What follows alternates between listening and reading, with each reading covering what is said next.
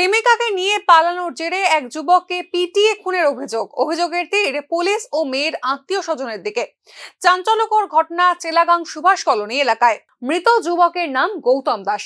প্রাথমিকভাবে এই ঘটনায় যে তথ্য উঠে এসেছে তাতে জানা যায় একটি মেয়ের সঙ্গে গৌতম দাসের সম্পর্ক ছিল।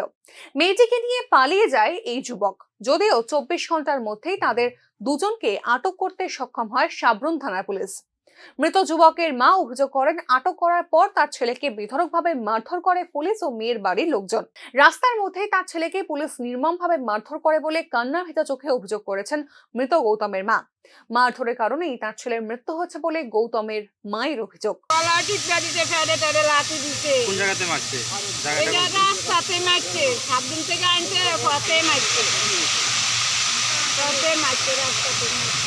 ঘটনার খবর পেয়ে এদিন ছুটে যান বাম যুব কংগ্রেসের নেতা নবারুণ দেব সহ অন্যান্যরা। তাদের অভিযোগ, পুলিশ ও স্থানীয় বিজেপি যুব কর্মীরা বিচারের নাম করে গৌতমকে 2-3 দফায় প্রচন্ড মারধর করে, যার ফলশ্রুতিতে জিবি হাসপাতালে চিকিৎসাধীন অবস্থায় মারা যায় গৌতম দাস। ময়নাতদন্ত না করেই গৌতমের দেহ জিবি হাসপাতাল থেকে পরিবারের হাতে তুলে দেওয়া হয় বলে চাঞ্চল্যকর অভিযোগ করেছেন বাম যুব নেতা নবারুণ দেব।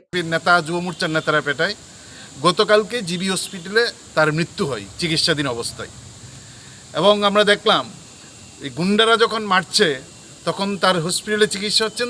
এদিন অমরপুর হাসপাতালে করা হয় গৌতম দাসের ময়নাতদন্ত।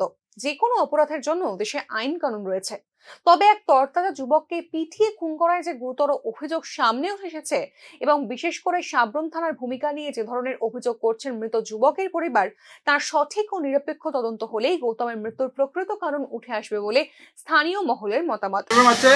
আর মায়ের পার্টির গার্জিয়ানরা মারছে, বিদ্রোহ হয়ে গেছে আমাদের দিকে। যুবক গৌতম দাসের মৃত্যু নিয়ে এখনো পর্যন্ত কোনো ধরনের বক্তব্য জানায়নি সংশ্লিষ্ট থানার পুলিশ এবং স্থানীয় প্রশাসনিক কর্তারা। Bureau report, news now.